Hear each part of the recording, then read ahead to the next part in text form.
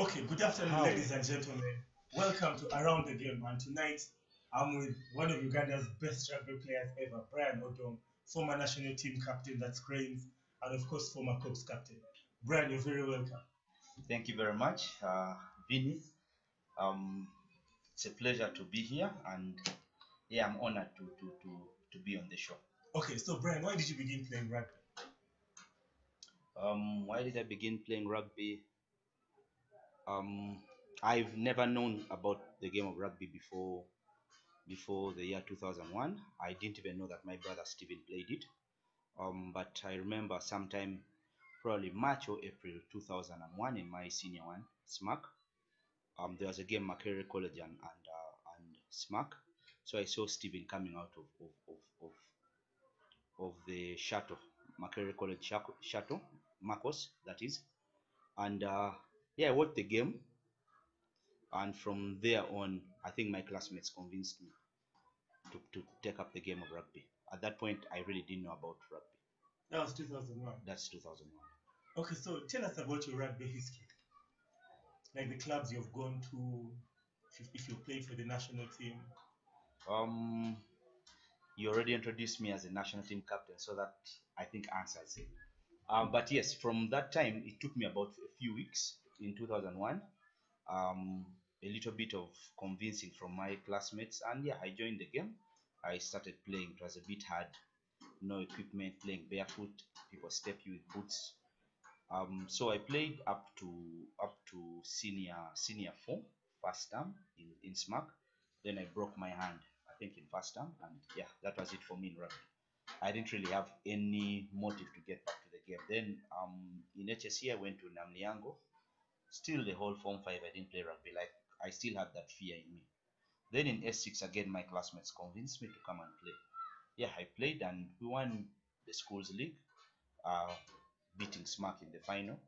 Um, then that led me to vacation. In vacation, I really didn't want to play rugby. Like I was not really interested in it. I used to be at home, just chilling and eating food and growing fat. Then Stephen forced me to go and train it. Apparently, some evening he came and told me your classmates are there training, you're just here at home chilling. Tomorrow I want to see you on the rugby field. So that got me to the rugby pitch, and I first joined box, the junior side of Cobs. Played there for a year, then got promoted in 2008, February, for the start of the season. So from there, I played 2 seasons up to 2010 and was named captain for Cobs, which is really a short turnaround from just being a newbie to being a captain. I think it was what we'd call accelerated promotion. So yes, from then I've played for Cobs till now, although I've been having some time off through injuries here. Then for the national team, also the same year, 2008, I joined the national team. Coincidentally, incidentally, I first trained for national team before even I joined Cobs. That was in 2007 when I was training for the under 19s. Yes, in 2007 I was in under 19 category.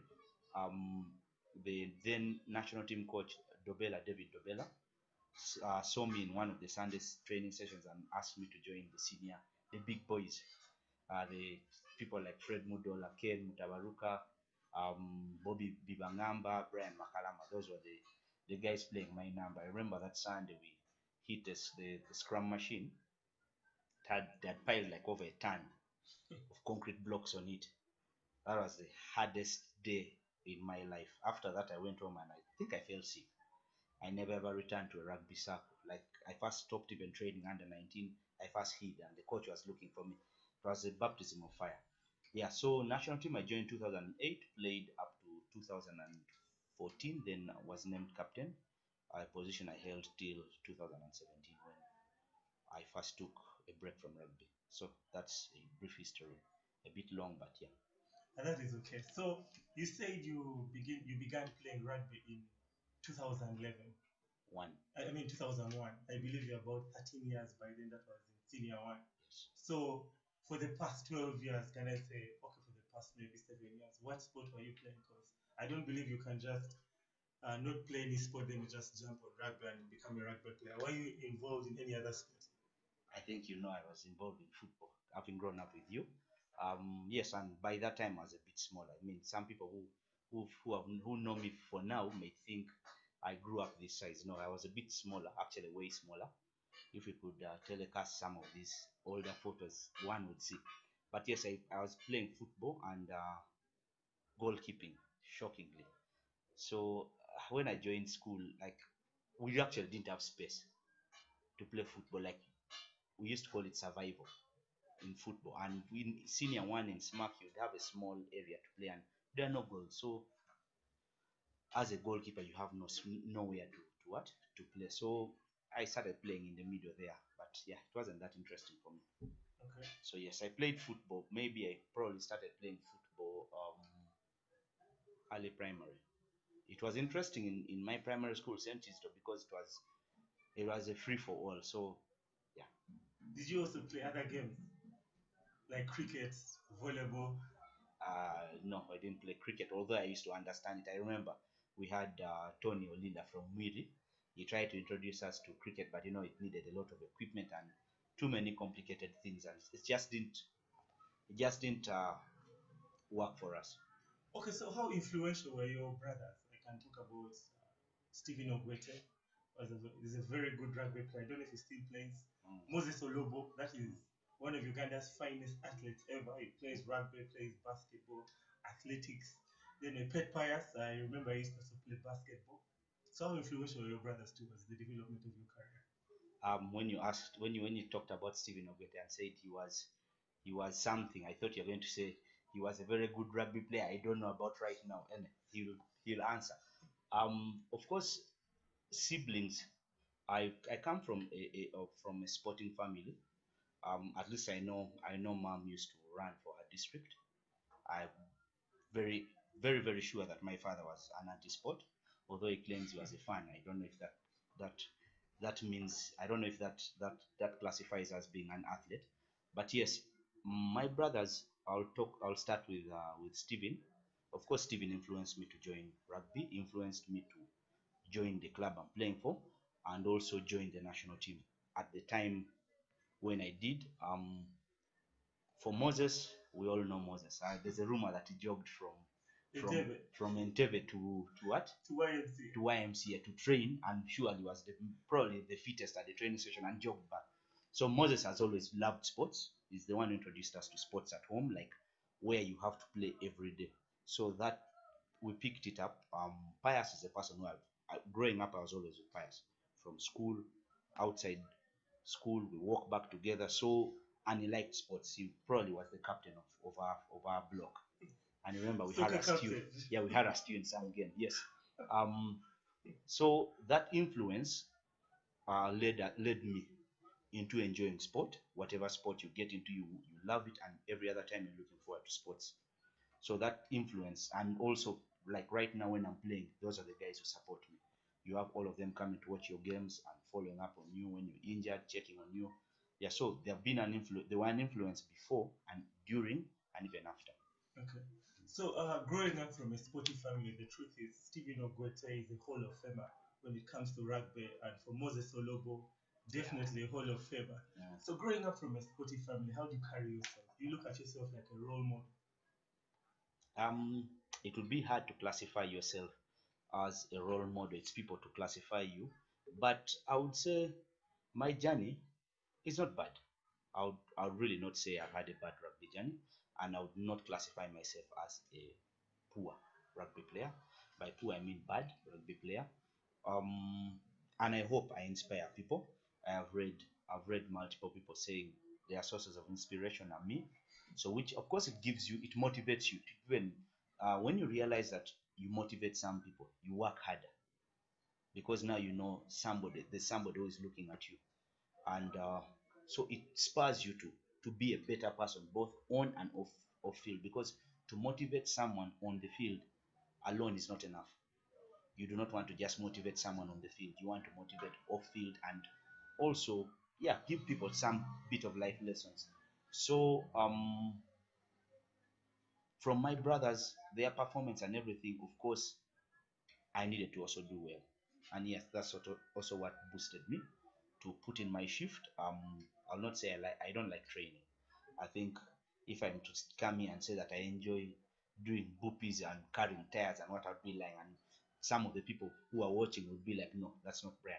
But I enjoyed game day and I liked showing up where it matters. So, and that's what spurs me on really. I like the hard games. It's what life is about, yeah. Okay, so you actually said that you were in SMAC and then you were in Nemilyango, and those are all rugby schools. Like those schools are known for rugby mostly. What is the secret behind the development of rugby in those schools? Like, how do they do it? Because if you look at other schools, maybe like Marcos, can I say Butiki, Muiri, they also like cricket schools or something like that. But what is those schools' secret? Because rugby is not a popular sport in Uganda.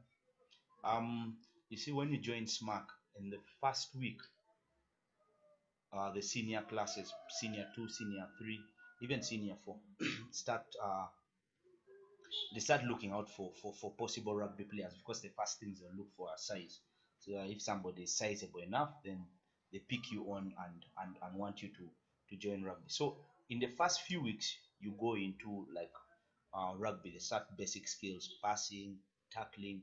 So from the word go, like a week into the school, you start playing rugby. Let me ask: do those schools have professional coaches, or it's the teachers who conduct the sessions?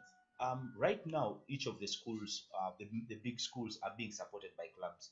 I know, for example, COBS, we support Namliango, and forever we've been in partnership with Namliango. If you looked at the COBS team, you find that a majority come from Namliango College.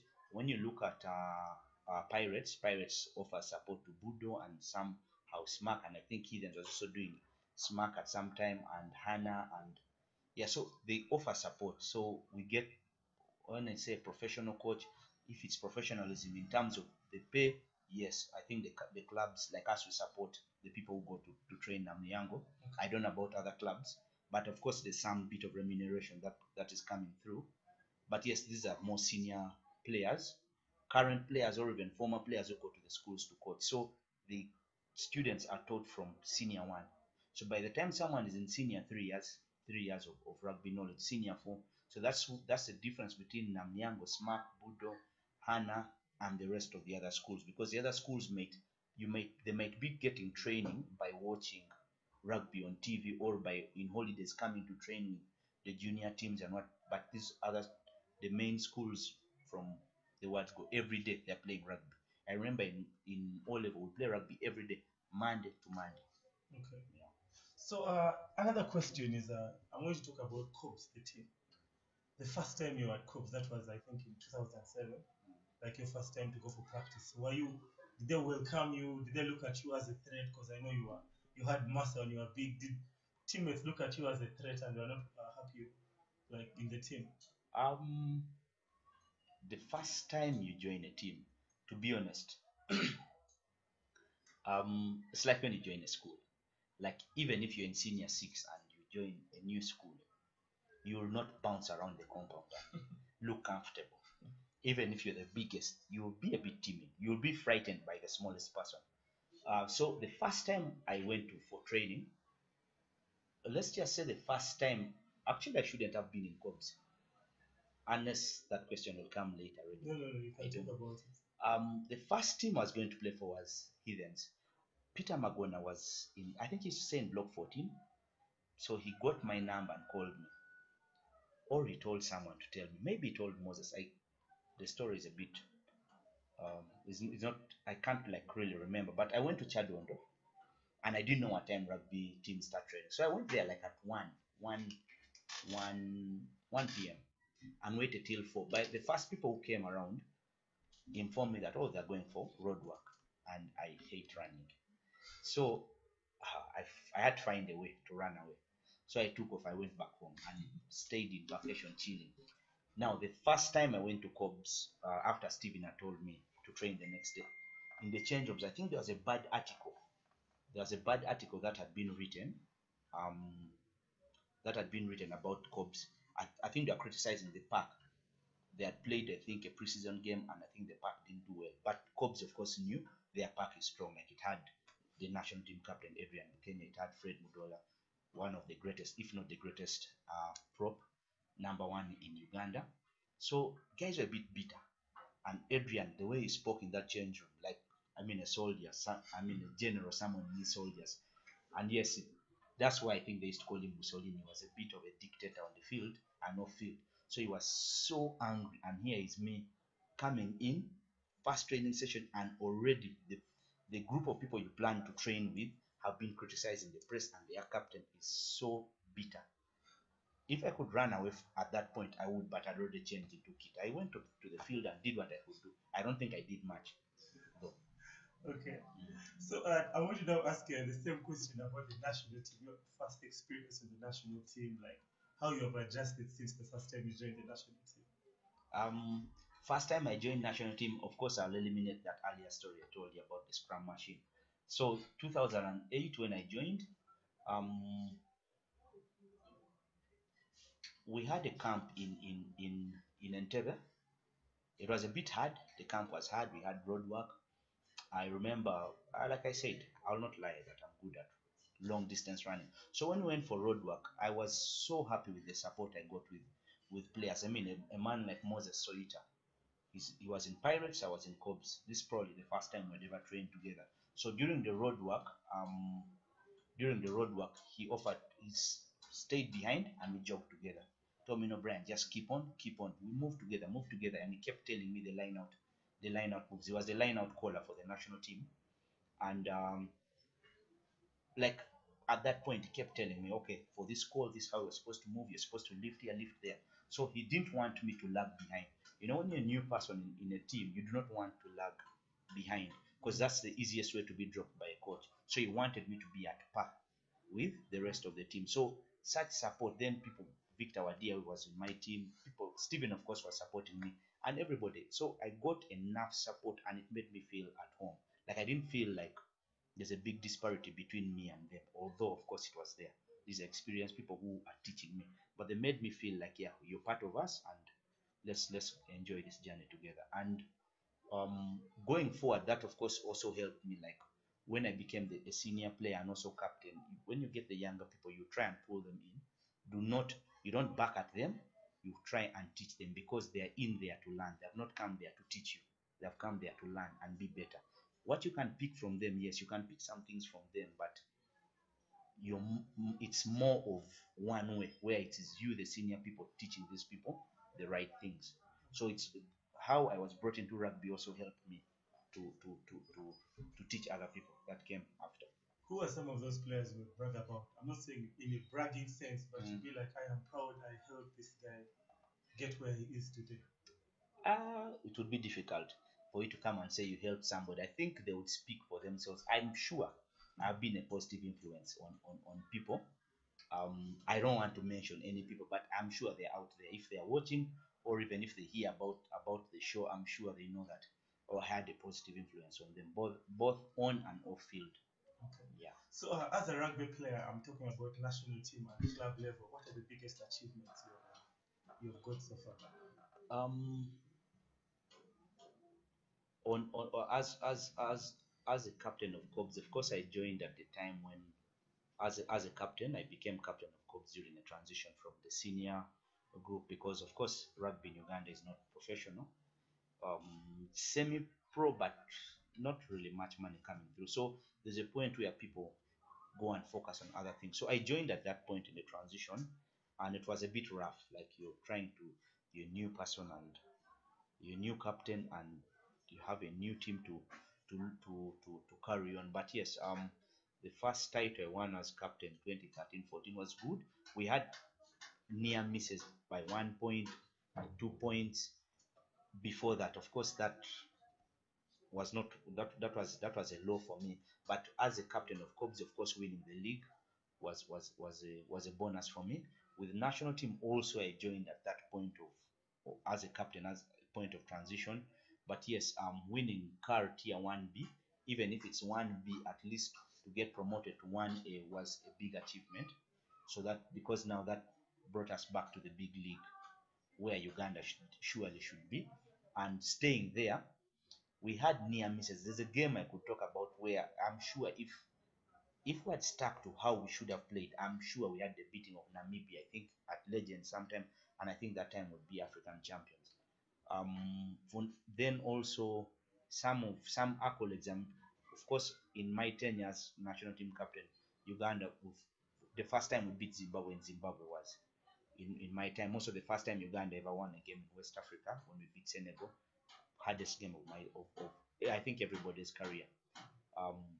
So, and also living at the point where we are still in 1A was good, and I think Uganda is on an upward rise. If everything is put properly, I think the team has a very big potential. Okay, so what are some of those personal achievements you've got? Personal achievements, I don't like dwelling on personal things because at the end of the day, it's a team effort. But yes, if you ask, I think me being USPA Player of the Year 2012 is a good personal achievement for me.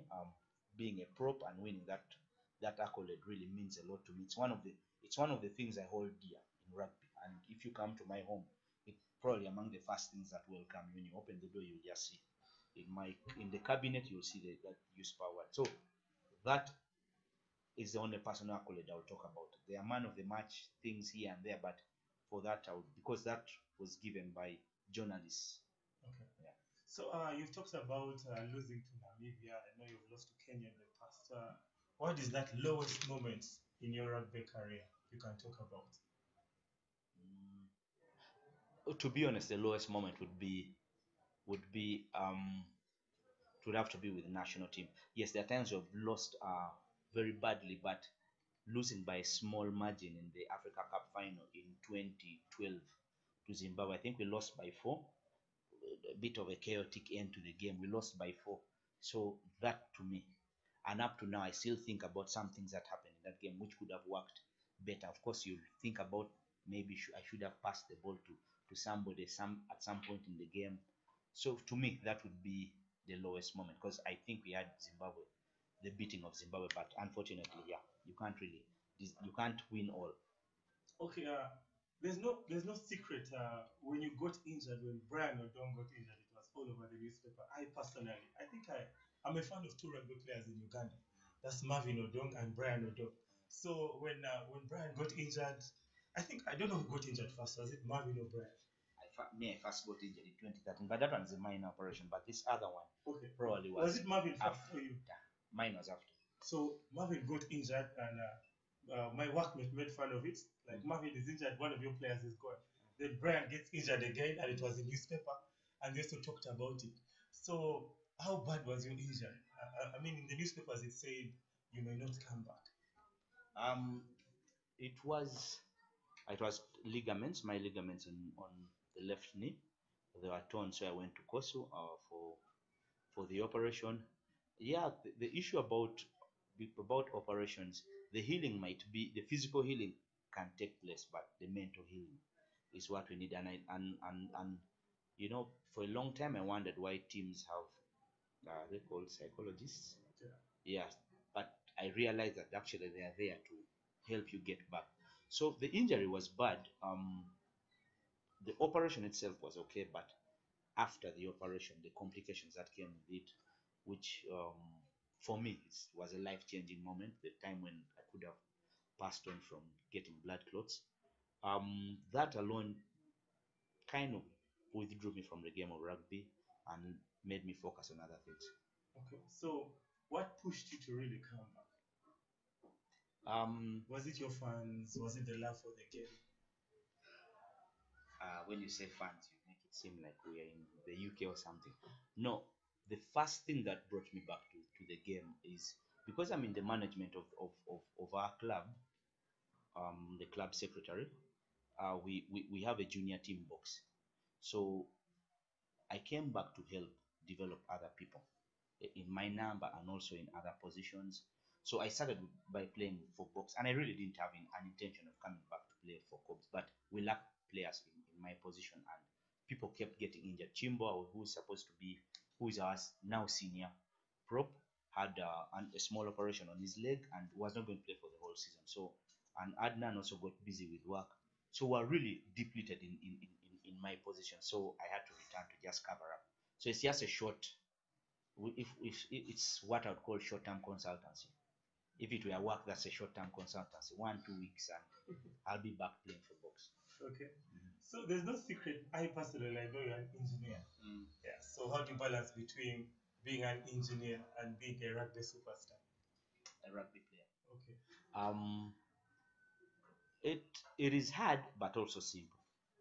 You just have to accord each 100% dedication. When I'm at work, I'm not going to think about rugby.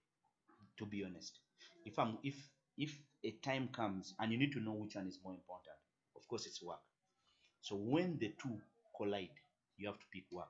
If I have a site meeting, if I have a site meeting, if I have a site meeting on Monday and till Thursday, even if we're playing Heathens on Saturday, I'm not going to dodge the site meetings because we have a big game. So I'll go for the site meetings because there's one puts food on the table, one enhances happiness. Yeah? But you cannot reverse the two. Yeah. If you don't put food on the table, you'll not be happy, even if you've won a game really. And it's what I try to tell people, even when you're in school, because it started when I was in school. When I was in school, if we had exams or a test, I would not come for training, even if as a captain. I remember, since the time I was supposed to go to South Africa for training, that they had nominated me and Alfred Bijik to go to Cheetahs for training. That was in 2015. So on that, the Friday before, we were supposed to travel on Sunday. Now on Friday, I was in office trying to clear up my desk and make sure at least if I'm to go away for 3 weeks, at least I've cleared and the work which will pile up will be 3 weeks work. Now I was now talking time in terms of local language. At 8 p.m., I got an email about a mission, office related things, a preparatory mission for a project. And now I went back home and I said, now what do I do? I'm supposed to travel on Sunday. I have this mission I cannot delegate. Unfortunately, in my workplace, I'm the only person in my field. So you really cannot delegate. So I had like 3 hours in the night to think about it and then came back to the first thing, which one takes precedence. And so it's my work. So I cancelled the trip, and some people thought I cancelled the trip because I needed to play a Cobs Heathens game because it was in between those 3 weeks. So even when I was in Kampala, I said, you know what, I'll not play this game so that people do not misunderstand and so that they can understand that no, this is totally work related. So I didn't even appear at Legends for that game. Okay. I stayed home and just got the updates from wherever from home. So when you reach that position, if for those who are working and for those who are studying, you have to find a way of striking a balance.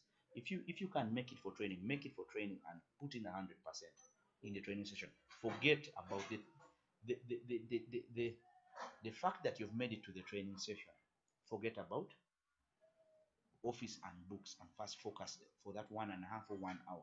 Focus, put in your best.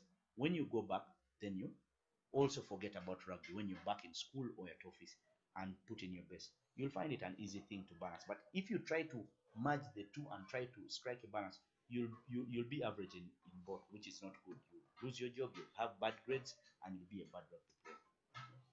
So I know rugby, like the Cranes rugby national team, is one of the most successful teams in Uganda. Of course, in comparison to basketball, football, it's among the most successful. So, and the truth is that the rugby team uses local players. I mean, I've not heard stories of Uganda scouting talent in maybe the UK and the States. You guys usually use local players and you perform. Yeah. So, what is the secret? What is the secret is first, of course, having a strong league, um, and the clubs right now, clubs are exposed. All the clubs are exposed. We're using good coaches. The equipment is not bad. Players are going to the gym. Now, when they come into the national team, uh, Uganda's biggest, I'll not call it an Achilles heel because to other people they think our size is the Achilles heel. But you know, Ugandans will not grow big. Even in basketball, I'm sure you go and you find giants and huge people. So when we go into like national team, we realize, okay, for our size, what can we do? We're not the biggest, but what can we do right? Speed. So we train to play a high intensity game. Whereas some teams, you'll have some teams saying slow down the game. For Uganda, it is from the first minutes a gunshot, Yeah. and you finish the game with the gunshot. So we just change the way we play to suit our size. So that I think that's why we do well. And also, you find that because we don't have very many teams and we do not have like the game is not very, it's not very spread, which is also not good. I mean, if there are people in Kithum, Chisoro, but now all of us are within here. Now we watch ourselves, and there's a big bond between rugby players. Rugby, the difference between rugby and football is for rugby, you'll find rival players comfortably talking before or even after a game. So there's a unity between players. Even when you see off season, you find players gymming together, training together, playing touch together. So by the time you go into national team, you know what everybody can do, and it's easy. The coach just enjoys his training, and so it's just the team bonding and the ability for us to know what suits our size, our yeah, that's it. So who's the toughest opponent you've come across nationally, locally? Locally, locally, I hope you don't say Ogote State. no. If we collided, I bet I would. You tell I me. would, I would, I would, that is a story for another day. Um, of course, scrummaging. Brian was very good at scrummaging. Makalama, he really, those 150 kilos of his and the experience. If you mix weight and experience, then there are people like Marshall. I'll not mention one. There are many. Marshall, Asuman. Um, they are tough. Like you have a game and you know that today is going to be a hard afternoon. Then if you widen it, if you widen the scope, the toughest rugby player first was some Kenyan prop called Daniel Kipto. So that toughest, whether prop or whichever number, he stands out because I know he had been a problem to Ugandans for the longest time he played. Okay. Yeah. So what's your go-to move? By go-to move, I mean like on offense, like what move do you usually use to score a try easily? To score a try easily, I think I'm blessed with the ability to see spaces. I like running into spaces. I hit the human being if I have no choice, and but I normally like hitting the spaces. Okay. So you see that okay, there's a gap that's going to open here. I run into that gap, and if they pass to you that ball, you score. You earlier on said Ugandans are naturally small, we're not big, but I think you're a bit stout you maintain your weight like, to be able to compete in rugby favorably. Um, eating sugary things. Anyway, that I'm joking. I think I found myself big. But I remember back in the day you were really small. Yes, then I ate my way into being big, and for some reason, even when I train and then continue eating, I think I reached a point and plateaued at this size. Do you go to But the gym? I don't like going to the gym, but I go at times. Like of course, there are certain things that you can't do without. You really can't. You cannot play rugby or properly without working on your shoulders. So yes, the truth is, when I go to the gym, there are places I will focus on, and at times I hide. You don't want to show people. You don't show your enemies that you're in the gym lifting 400 kilos. They will, okay, I don't lift 400, but you don't show your enemies that you're really doing well because the element of surprise is the best in sport. Sure. So when I go to a gym, I'll do squats, and I would think I have good lower body strength and stamina, and also shoulders because you need them.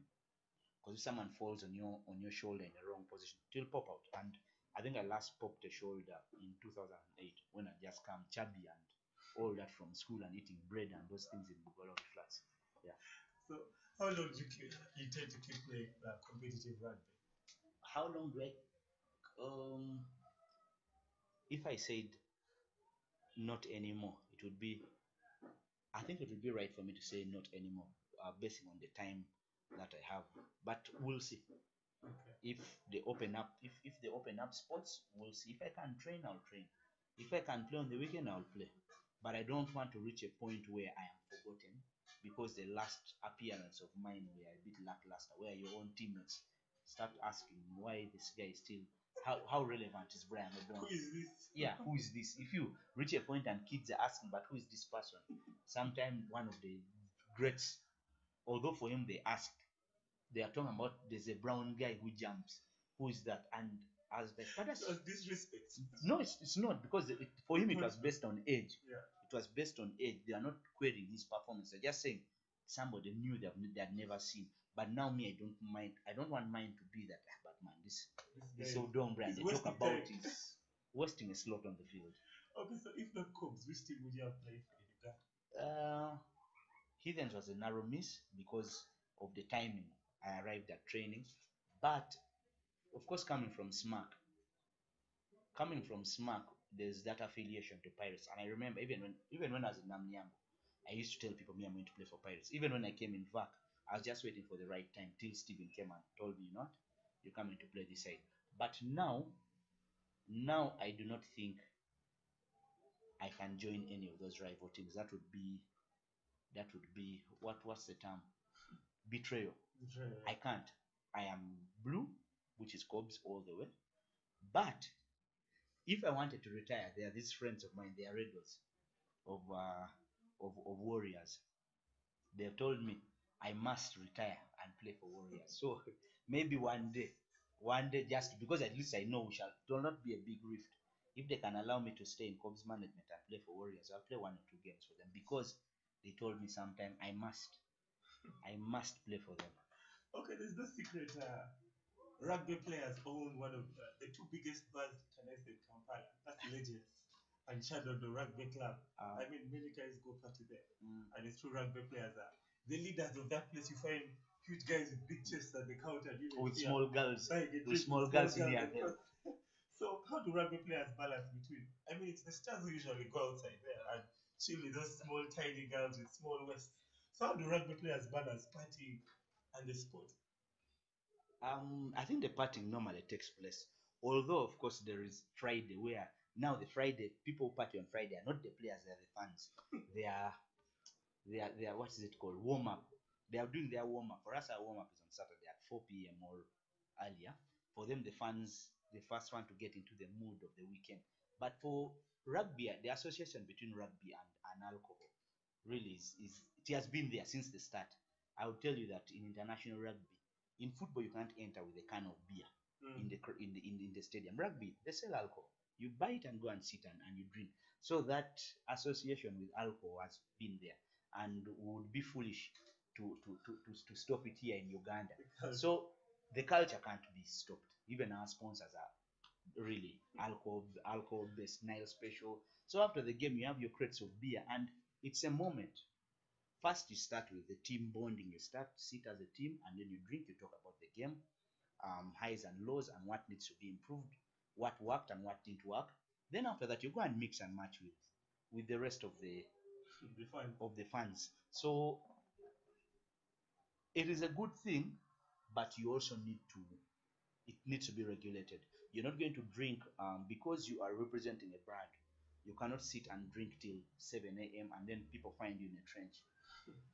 And then you don't want to do that. So if one of your players reaches that extent, as management, you have to come and try and address that situation, because you do not want to spoil the name of a club. You don't want to spoil the name of Cobs, Heathens, Pirates, Warriors. You do not want. Okay. So we regulate it a bit. If we know somebody has an alcohol problem, we try and put a cap on that person, regulate the number of drinks they take. So we want to take the alcohol for the happiness bit, but when it goes beyond that, then there we are not happy. Of course, things like drug abuse, that one we don't tolerate. When someone starts doing that, if we fail to handle you, then we just terminate your contract. So have you thought about coaching one day, becoming a rugby coach, national team, club, academy? Of course, I'll be honest. That's a big yes, because I want to see the game grow. How I'll get that level 3 certification, I know sometime I'll sit and go through those coaching, those levels of coaching, and hopefully I can attain level 3 and sometime give back to my club or country, whichever. Okay. So what are your rugby inspirations? Locally and international. When you say inspirations, you mean personalities? Exactly. Locally, I'll put aside my family. Of course, my family first, but I'll put them aside. Oh, another person who inspires me by this is my father. because he supports me through and through. Even when I get injured, he supports me to get back into the game. I think much as like his anti-sport. Yeah, but he loves to see me playing. But in the local scene, the people who inspire me, um, everybody I've played with. I'll not mention a single person. But if it boils down to like Grant and everything, you say maybe a person like Mathias Ochoa, the person who I replaced as captain, because he epitomizes. I have to say that word slowly because when you're Luo, you have to be careful how you mention certain words. Victory. When you talk about Mathias Ochoa, you're looking at a fight in every aspect. People like Alex Moviru, he loves winning. I've not found a person who hates losing like Alex. To date, a loss gets him emotional, and you know that if Alex has lost a game, don't go talking to him immediately. And some people find that difficult about a human being, but I like that. They should not be comfortable losing. Mamba mentality. Yeah, and that's why for some reason, by the way, I don't play PlayStation because I don't like losing. You can be beaten by a young boy and the guy shouts and makes noise for you, and then you get annoyed. Yeah, you start telling him that, man, be careful. No, someone who is comfortable losing is a person I will not tolerate. And when I lose a game, I go home immediately to go and find some cool off. So Alex, Fred also hates losing. So anyone who hates losing is an inspiration to me because I know I don't like losing. Okay. Yeah. So Betway sponsors Cubs, right? How much has Betway helped you guys? A lot. I have to thank Betway because being associated with sports, they know how a sports team runs. They have organized for us. Aside from the financials, of course, they have helped us financially, and they understand the game. At times, you go to them with a preposition, and they'll support it. It's off budget, like it's out of the package that you have, but they'll look at it and say, okay, this is going to help the team win. So for them, they are also in it for the wins for your team. They want you to perform well. So anything that you send to them that's going to improve your performance, they'll be like, no, we'll support you on this because they want you to win above anything. They are not out there for visibility. There are some people who are there for visibility, whether you lose or what. For us, we are there visibility. On Monday, our brand has gone onto the newspaper. Yes, there's a photo of us in papers, and that can be really arranged. You can just talk to a journalist to put that, but for them, they are not after that. They want wins. Every season, we meet them and they say, okay, we want you guys to win this, and this. And at times, they even give an incentive. If you do this, we'll add this. So they've helped us a lot in that. They also organize for us normally management trainings where they teach you how to run a sports team. And also they're really into the management of the club. Like they follow us through the way. Every month we have to send them some reports that they review. So they are helping us build as a management and as a team and as a brand. And I hope we are helping them build as a brand as well. So lastly, but not the least, we're living in terms of the corona pandemic. And of course, the government is trying to advise people to stay safe, giving them measures, the SOPs. But I don't believe. So I want you to look into the camera and advise the viewers outside there about ways of staying safe during this time. Of course, health is wealth, and anytime you're given any advice in relation to your health, you should take it seriously because, like the president said, people want to enjoy life right now, but he said you can't enjoy life when you're buried. So people need to stay safe, avoid crowded places, wear a mask, always sanitize, and if you feel like you have any of those symptoms of flu and what, please call the emergency hotlines which Ministry of Health issued, and then you can be checked and verified. And also, if you have loved ones who have the disease or who are suspected to have the disease, that is not the time to be a doctor. You're not a doctor. Just do the right thing by calling Ministry of Health. They come and attend to that person. And if they have COVID, let the guidelines follow. You will not be the one to bury. And yeah, I know it's a hard thing, a hard pill to swallow, but At this point in time, you have to worry about your health. So if sports is among the sectors affected, it's for a right reason. It's not that the government wants to get rid of sports. It's just saying, look here, this sports is risky. The sweating, and also how do you maintain social distancing with all the crowds and the likes. So when the time is right and when the situation is now manageable, the new SOPs will be developed for sports, and I'm sure the game will get back. But for the meantime, let us stay at our homes, avoid going to crowded places, and try and be as healthy as possible. Okay, so the last one, for people who want to become good rugby players, become, can I say, good at work? Okay, people who want to balance between playing sports and professional careers, how would you inspire them? You can look into the camera one more time. For people who want to be good rugby players, good at work, good in school, it is just commitment. You have to draw a priority list, and then you try to interrelate your priorities. That is going to help you. That's going to help you be the best at all. If you know that you want to be a captain, but you also want to be promoted at office, then you need to know that certain lifestyle cannot support it. You know that you'll not be in the bar on Wednesday, Thursday, Friday, and be good at office or in the game. So you have to cut off certain things. There's some things which are dead weight. You look back and realize that, okay, how is this beneficial to me? I know rugby is beneficial in a way that we always say this: rugby is life. If you struggle in rugby, try and look at your life. You'll probably find that you're also struggling in your life because you are failing to draw the line between priority and non-priority. So always look for things which are priority and stick to them. When you stick to them, you'll realize that you're cutting off a very short time. What you used to do for 3 hours, you'll now do it in 45 minutes because your priority is on that.